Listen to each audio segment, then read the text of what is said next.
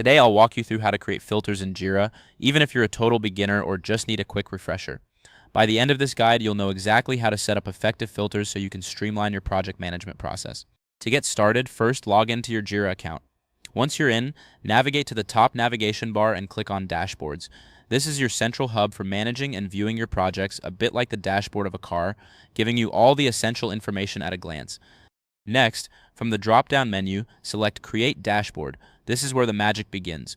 You'll be prompted with a setup modal that allows you to customize your dashboard to fit your needs.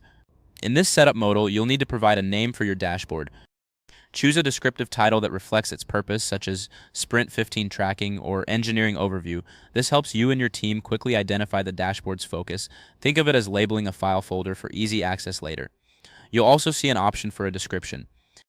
While this is optional, adding a few details about the dashboard's purpose can be incredibly helpful for your team. Now, let's talk about visibility. Under the Viewers/Editors section, you can set permissions. You can choose from options like private, project-specific, or shared with your organization. This step is crucial as it determines who can see and edit the dashboard, just like deciding who gets a key to your office.